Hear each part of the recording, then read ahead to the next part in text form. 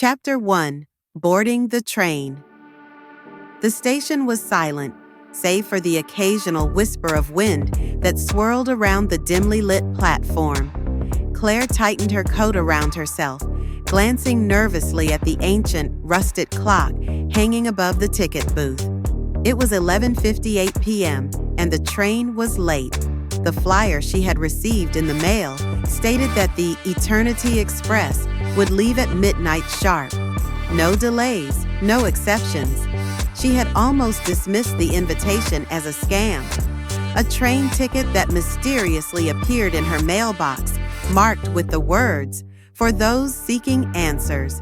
It sounded absurd, but curiosity got the better of her.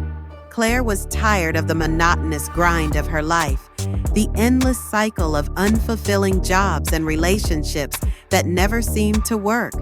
If there was even a slim chance that this train could provide her with some clarity, she had to take it. At precisely midnight, the air grew thick and the station lights flickered. A low rumble shook the platform as an enormous black locomotive emerged from the fog. Its windows glowed faintly, casting eerie shadows on the walls. The train screeched to a halt, and its doors slid open with a hiss. Claire hesitated. She wasn't the only passenger. A handful of others had gathered on the platform, each clutching their own golden ticket. They all looked as lost as she felt. An elderly man with a cane, a young boy clutching a stuffed rabbit, a woman in a business suit who kept checking her watch. None of them spoke as they boarded the train. Claire stepped inside, and the doors closed behind her. The train car was unlike anything she had ever seen. Velvet seats lined the walls, and golden chandeliers hung from the ceiling, swaying gently as the train began to move. A strange warmth filled the air, as though the train itself was alive and breathing. A voice crackled over the intercom. "Welcome aboard the Eternity Express.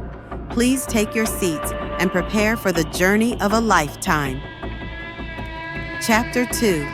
The Rules of the Train. The passengers settled into their seats, glancing nervously at one another. Claire chose a spot near the window, though the view outside was nothing but darkness. Across from her sat the elderly man, who introduced himself as Arthur. His voice trembled as he spoke. "Do you know where this train is headed?" he asked. Claire shook her head. "No idea, but the invitation said it would provide answers." "Answers to what? I'm not sure." Arthur nodded solemnly. "I'm looking for my wife. She passed away 5 years ago, but I keep dreaming that she's still out there, waiting for me." Before Claire could respond, a tall figure dressed in a conductor's uniform appeared at the front of the car. His face was obscured by shadows, but his voice was firm and commanding. "Passengers, welcome. Before we proceed, there are rules you must follow." He paused, letting his words sink in. The passengers leaned forward, hanging on every word. "First, you may not leave your seat unless instructed. Second, you must not open any doors marked with a red symbol. Third, answer the questions truthfully when they are asked. Failure to comply will result in consequences." A chill ran down Claire's spine. "Consequences?" she whispered to Arthur, but he didn't answer. The conductor's presence seemed to command absolute silence. "Enjoy the ride," the conductor said, his tone almost mocking, before disappearing into the next car. Chapter 3. The First Stop. The train jolted, and the chandeliers flickered. Claire felt a strange sensation, as though the train had broken free from the tracks and was now gliding through empty space. The other passengers shifted uncomfortably in their seats. Suddenly, the train screeched to a halt. The intercom crackled again. "First stop, the station of regrets."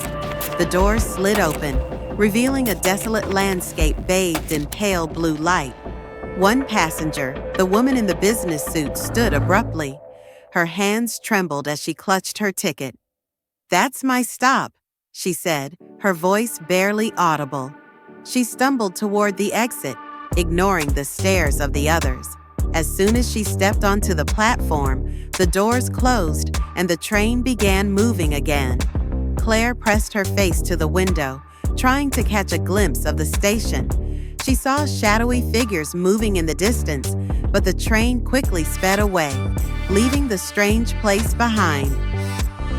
Chapter 4. The questions begin. The train settled into an eerie calm. The passengers exchanged uneasy glances, unsure of what to expect next. Then the lights dimmed, and a mechanical voice filled the car. Passenger 12, Claire. Claire's heart skipped a beat. She looked around, but no one else reacted. She realized the voice was addressing her directly. Why did you board this train? The question was simple, but the weight behind it was immense. Claire hesitated, her mind racing. I'm looking for purpose, she said finally. I feel like I've been wandering through life without direction. I need to know if there's something more.